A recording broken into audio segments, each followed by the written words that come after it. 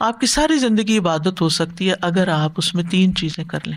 سب سے پہلی بات یہ کہ ارادہ، آپ کا اس کام کے کرنے کا ارادہ ہو، سچا ارادہ کہ میں یہ کروں گا. کوئی بھی نیکی کا کام ہے تو آپ ارادہ کرتے ہیں پہلے، پھر اس میں سستی نہیں کرتے، اس میں تاخیر نہیں کرتے، ڈیلے نہیں اس کو کرتے، ٹائم پر کرتے ہیں. دوسری چیز ہے اخلاص، کہ صرف اللہ کے لیے اس کو کرتے ہیں، شو آف نہیں کرتے، بندوں سے فائدہ اٹھانے کے لیے نہیں کرتے، بندوں میں نیک نام بننے کے لیے نہیں کرتے. تیسری چیز سنت کے مطابق اس کو کرتے ہیں، شریعت کے مطابق کرتے ہیں، جو طریقہ آپ کو سکھایا گیا اس کے مطابق کرتے ہیں. تو اگر یہ تین چیزیں آ جاتی ہیں تو مثلاً آپ کھانا کھاتے ہیں یا کھانا پکاتے ہیں یا پکانے کھلانے کے بعد برتن سمیٹتے، کچن سمیٹتے ہیں. اب اسی کام کو اگر آپ ایک اعلیٰ درجے میں لے جانا چاہتے ہیں تو اس میں یہ کہ میں یہ کھا رہا ہوں تاکہ میرے اندر طاقت ہے، میں اللہ کی عبادت کر سکوں. یعنی اگر میں یہ نہیں کھاؤں گا تو کمزوری ہوگی، اور کمزوری ہوگی تو میں کچھ کر نہیں سکوں گا. اسی طرح اگر آپ گھر والوں کے لیے پکا رہے ہیں یا اس کو سمیٹ رہے ہیں یا کوئی بھی کام گھر کا بھی کر رہے ہیں تو آپ کا ارادہ کیا ہے کہ گھر صاف ہو جائے. اس لیے نہیں کہ کوئی آئے گا تو کیا کہے گا، موسٹلی تو یہ نا وہ فلاں آئے گا تو کیا کہے گا، یہ گھر کا کیا حال بنایا ہوا ہے. یہ ہمارا ارادہ ہے صفائی کرنے میں. عام طور پر نا صفائی ایک مشکل کام ہے، توڑ دیتا ہے آپ کو، تھکا دیتا ہے آپ کو.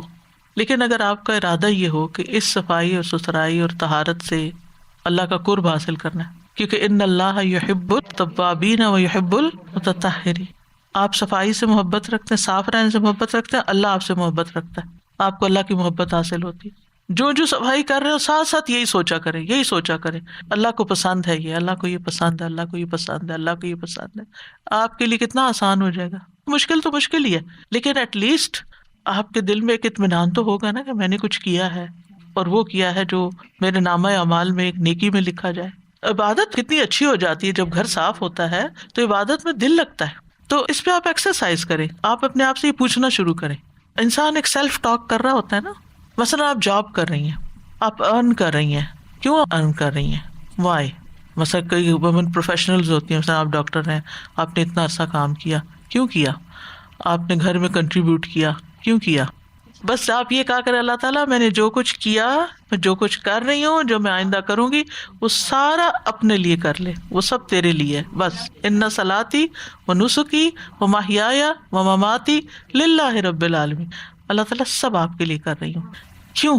اس لیے کہ جب ہم لوگوں کے لیے کرتے ہیں نا تو کیا ہوتا ہے، بعض اوقات وہ دیکھتے بھی نہیں، وہ شکریہ بھی نہیں ادا کرتے، پھر کیا ہوتا ہے، دل ٹوٹتا ہے، موڈ خراب ہو جاتا ہے، ڈپریشن میں چلے جاتے، پھر کیا ہوتا ہے، عبادت چھٹ جاتی، اللہ تعالیٰ سے دوری ہو جاتی. خسارہ ہی خسارہ ہے نا.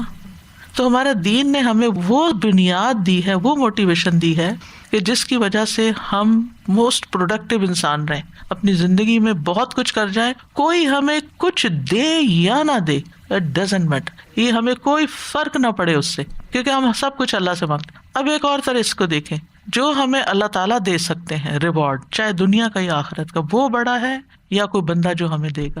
بندے سب فقیر ہیں، ان سے کیوں توقع رکھیں کہ وہ ہمیں کچھ دیں؟ وہ نہیں دے سکتے، وہ آپ کی ایکسپیکٹیشن پہ پورا اتر ہی نہیں سکتے کیونکہ وہ ویک ہے. قرآن کہتا ہے خلق الانسان ضعیفا، انسان کو کمزور پیدا کیا گیا ہے. وہ 100 وعدے کرے نا، 100 دفعہ کہے میں یہ کروں گا، یہ کروں گا، یہ کروں گا، وہ جب کرنے کا ٹائم آتا ہے تو وہ نہیں کرتا. پھر آپ ناراض ہوتے ہیں، پھر آپ غصہ کرتے ہیں، پھر آپ فرسٹریشن میں آتے ہیں. آپ نے غصہ کیا، امیج کس کا خراب ہوا؟ چاہے آپ اپنے والد کے سامنے کر رہے ہیں یا اپنے بچوں کے سامنے بھی آپ غصہ کر رہے ہیں، تو آپ کے بچوں کے سامنے آپ کی کیا پکچر بنی؟ کون ہے آپ؟ جب انسان غصہ کرتا ہے نا تو مجنون ہوتا ہے، اس کی عزت خراب ہوتی ہے، وہ یوں نیچے جاتا ہے. غصہ کیا، آپ کا امیج خراب ہو گیا.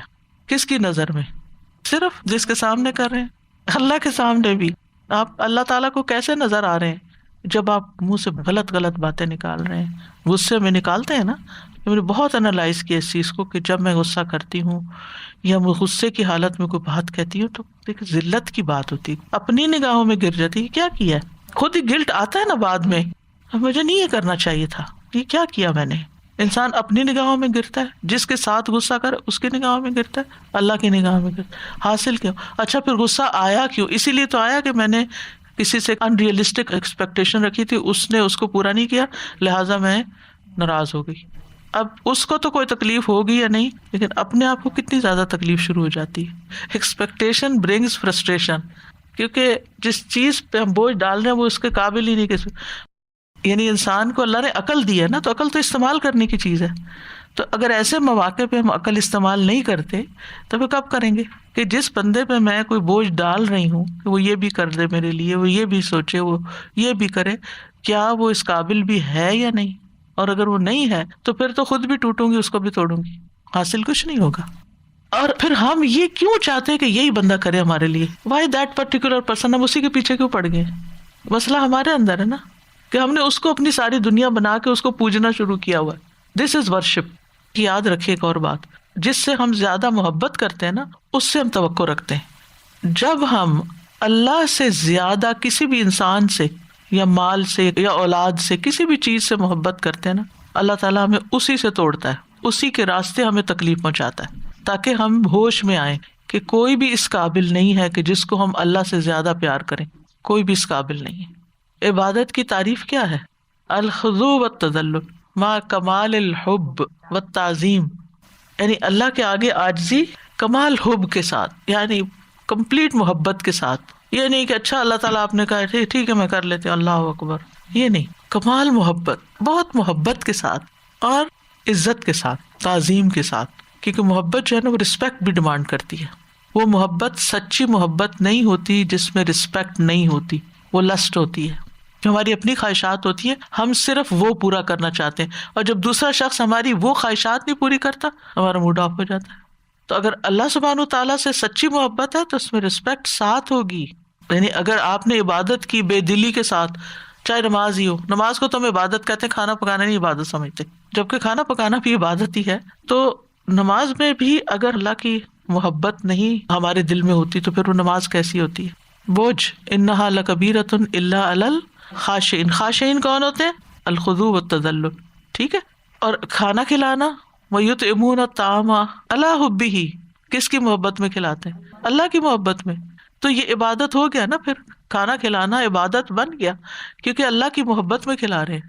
مسکینا و یتیما و اسیرا. ٹھیک ہے. اب مسکین تو چلو مسکین ہو گیا، یتیم یتیم، لیکن جو اسیر ہے نا، اس کی ڈیفینیشن بہت واسٹ ہے. یہ صرف جیل میں رہنے والا نہیں ہے. اب مثال کے طور پہ آپ کے گھر میں بزرگ ہیں، وہ اسیر ہیں یا نہیں؟ ریسٹرکٹیڈ لائف ہے نا ان کی، وہ اپنے لیے اٹھ کے کچھ نہیں کر سکتے. اگر آپ ان کے سامنے جا کے کھانا رکھ دیتے ہیں تو آپ ایک اسیر کو کھلا رہے ہیں. آپ اس وقت بوجھ نہ سمجھے کہ میں اس کے آگے جا کے رکھ رہی ہوں، یہ کیا مصیبت میرے پہ پڑ گئی ہے، سارے لوگ آزاد پھر رہے ہیں اور میں یہاں بندھی پڑی ہوں.